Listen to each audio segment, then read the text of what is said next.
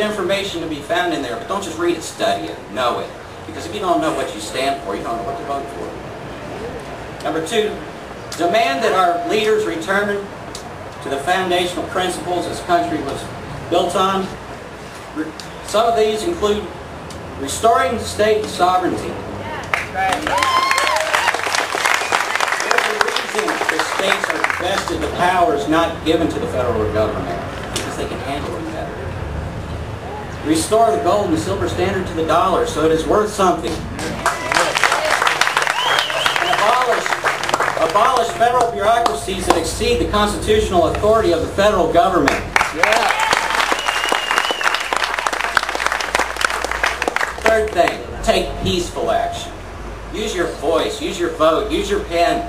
Write Congress, write your leaders from the courthouse all the way to Washington. Tell them when you disapprove, but do so in a respectful tone. And tell them when you do approve of them, because they need to hear from you.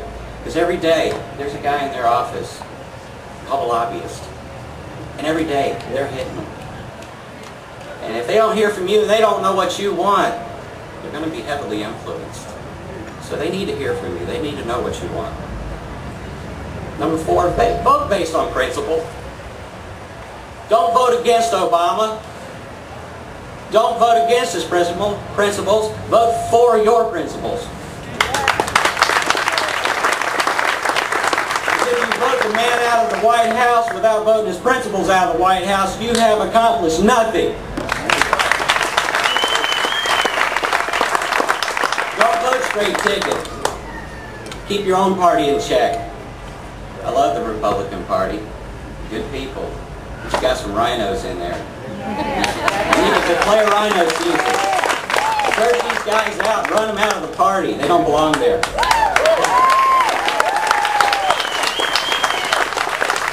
Good thing you can do to restore this country is remove yourselves from the shackles of personal debt as soon as possible. Personal debt makes you a servant to the lender. Number 6, be self-governing.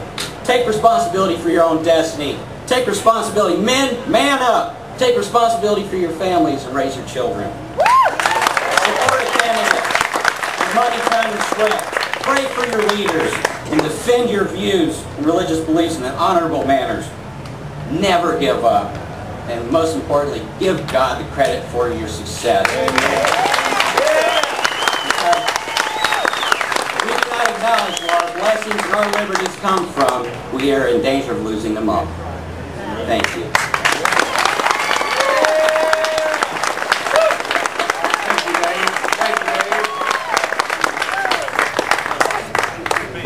Around the courthouse, you see monuments and mementos of men who sacrificed their all for your freedom today. And I'm trying to find where the echo spot is. I hope you will endure the sound. We understand it's too loud up close and not loud enough backwards. So get closer to the mic. You want me closer to the mic? Closer to the mic. Well, never be tried.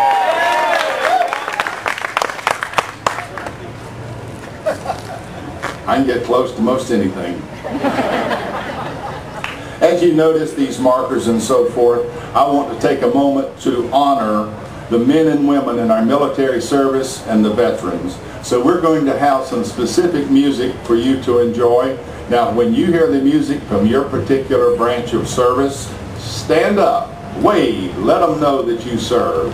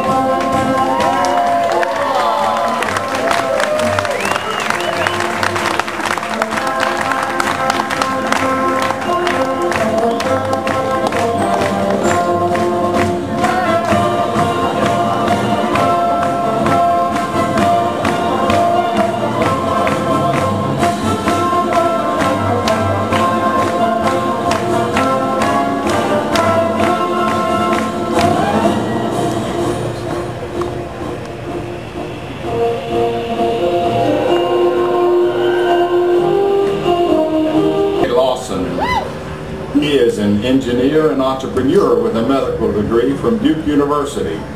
He's a former candidate for the U.S. Congress 4th District, and during his campaign he gave out 50,000 copies of the United States Constitution.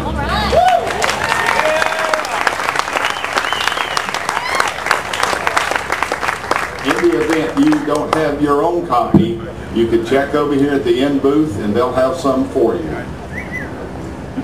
You know, I've read this book more than once, and the part I noticed is that the President is the Commander-in-Chief of Armed Forces. He controls the FBI, the Secret Service, and when necessary, he is the Commander-in-Chief of the National Guard of the many states. Now, why does he need civil battalions? Please welcome Dr. Lawson to focus on some good issues.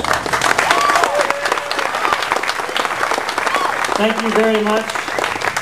It's truly an honor to be invited here. I heard from Donna just a couple of weeks ago, and she asked me after hearing me speak at a healthcare town hall if I'd come and say a few words at this gathering here in Union County, and I'm happy to oblige. I never intended to run for Congress last year, but as an American, having grown up for 35 wonderful years in what I consider to be the greatest nation God ever had the grace to grace in this earth, I gradually become increasingly concerned that the nation that I'd inherited was not going to be the same nation that I was preparing to leave to my children. And I wasn't happy with that. It took me a lot of soul searching. I got to admit, I'm the product of our public school system. And I'd gotten through the first 35 years of my life without actually reading the Constitution and Declaration of Independence. And it's funny how it happened. My wife and I were actually on a trip to China back in 2006. And while I was in China, I was just struck with this amazing contrast between an obviously authoritarian state and my country, the United States of America. Because when I was in China, you see, I couldn't really tell I was in China. Lots of people in the big cities, lots of little shops and businesses and mom and pops, and yeah, there were these kind of weird guys walking around in gray suits, and they were the only people that had guns, and yeah, my internet connection at the big hotels, it couldn't get out and see all the sites I used to watch and the blogs I'd read in the United States. But it seemed a lot like our country. What is it that makes us different? But the one site I was able to get to, interestingly enough, in the middle of Shanghai, is I was actually able to get to a website that had the United States Constitution. And I read it right there one night, and honestly the reason I was in the room that night is because I'd had some food and water that didn't agree with me. There are some other differences. But when I read the United States Constitution as a thinking adult for the first time, I began to realize, my God, this is nothing like what we're doing today. The government that our founding fathers intended, the republic that we were given, if we can keep it, is absolutely nothing like the corporate regime we are living underneath today. That's right.